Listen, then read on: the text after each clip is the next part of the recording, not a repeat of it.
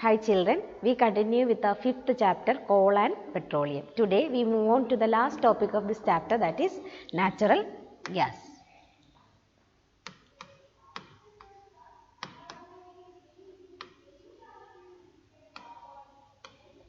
First topic under this is origin of natural gas. This we have already discussed under the origin or formation of petroleum.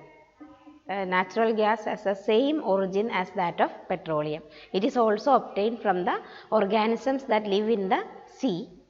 When these organisms died, their bodies settled at the bottom of the sea and it was covered with layers of sand and clay.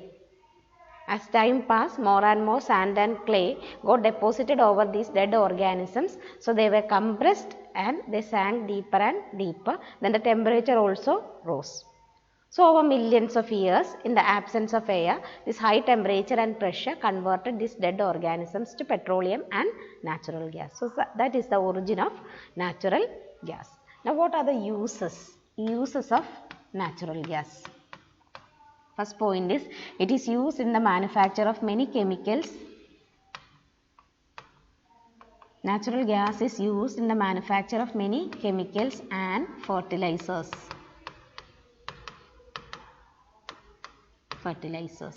Second one is, hydrogen gas is obtained from natural gas. Very important gas. Hydrogen is obtained from natural gas and it is used for the manufacture of a fertilizer called urea. The hydrogen gas which is obtained from natural gas is used in the manufacture of a very important fertilizer, chemical fertilizer known as urea. Okay, so these are the two uses of natural gas. One is, it is used in the manufacture of a large number of chemicals and fertilizers.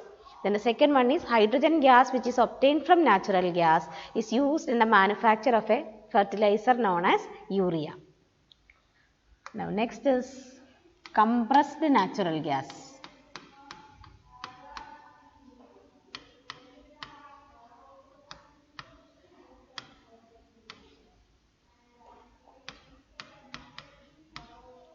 Compressed natural gas or CNG. Natural gas stored under high pressure.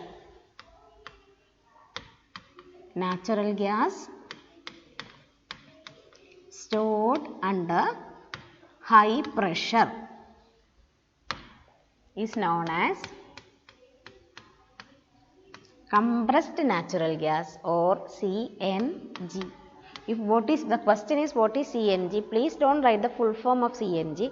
Write natural gas stored under high pressure is known as compressed natural gas or CNG. Natural gas stored under high pressure is known as compressed natural gas or CNG. Now the uses of CNG. First one, it is used for power generation. CNG is used for power generation. Second one, it is used as a fuel in transport vehicles.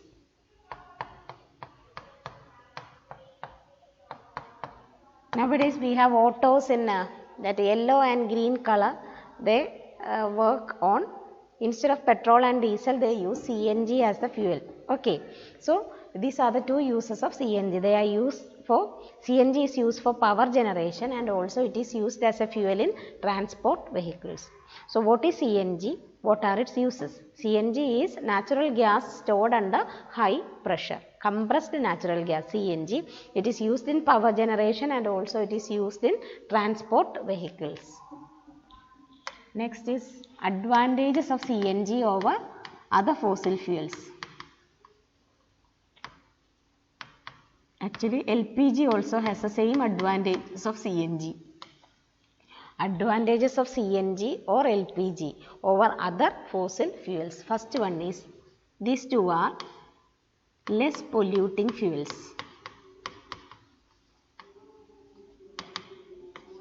These are less polluting fuels, or we call them as cleaner fuels. The amount of harmful substances, harmful gases released into the atmospheric air is less. So we call them as less polluting fuels or cleaner fuels. Second one is, they can be directly used for burning in homes and factories. where they can be supplied through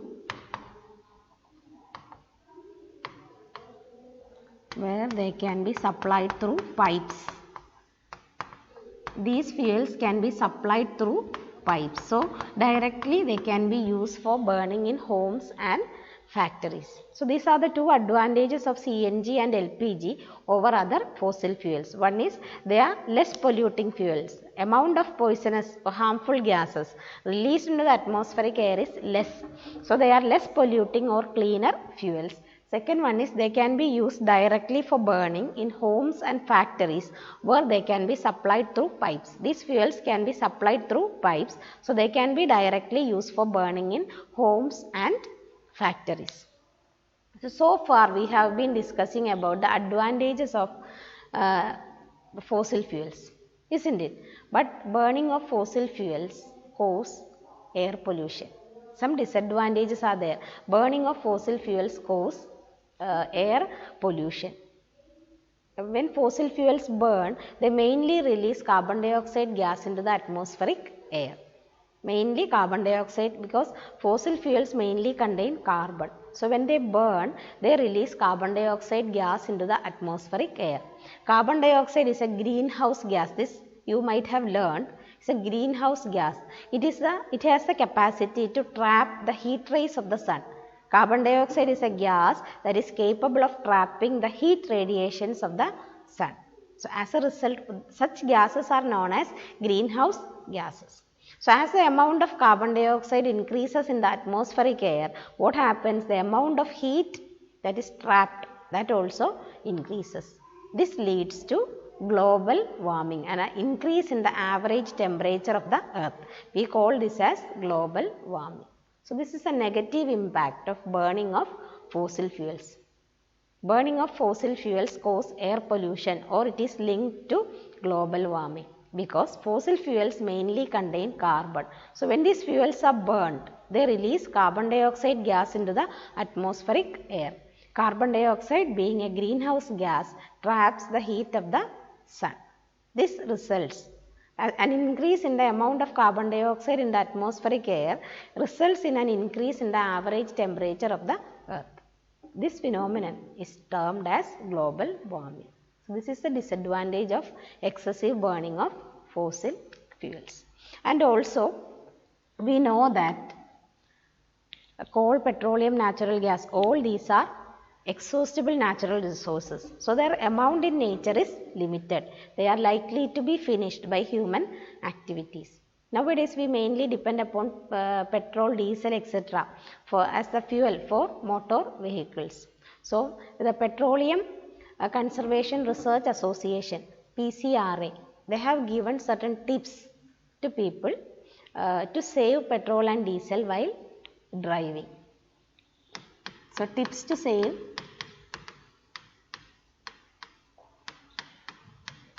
petrol or diesel while driving. What is the reason for this?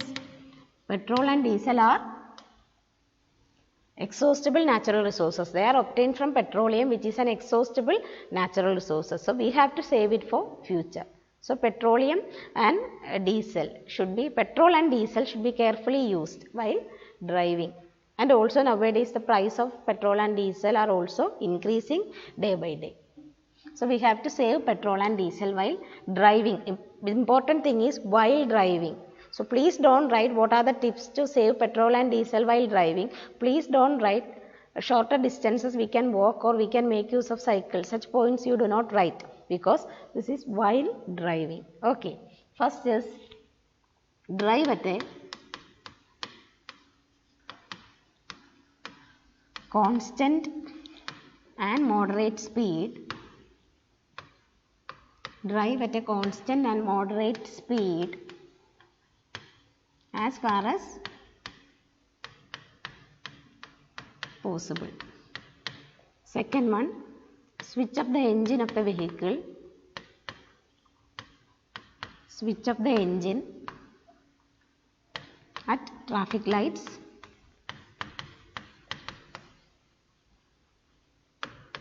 or at places where we have to wait.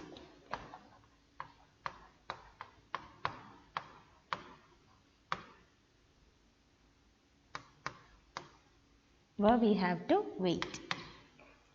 Third one, ensure correct tire pressure.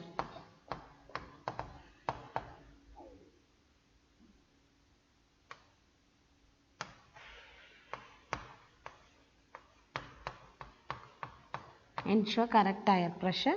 One more is there.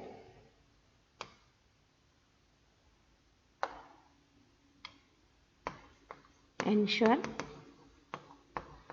regular maintenance of the vehicle. Ensure regular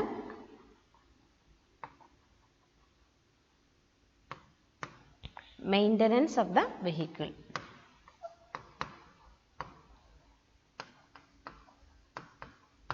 So these are the 4 tips given by Petroleum Conservation Research Association to people to save petrol and diesel while driving. The first one is drive at a constant and moderate speed as far as possible. Second one, switch up the engine at traffic lights or at places where we have to wait. Ensure correct tire pressure, and the last one is ensure regular maintenance of the vehicle. So these are the 4 ways by which we can save petrol and diesel while driving. Hope you understood, and with that our 5th chapter, coal and petroleum, is over. Thank you, children.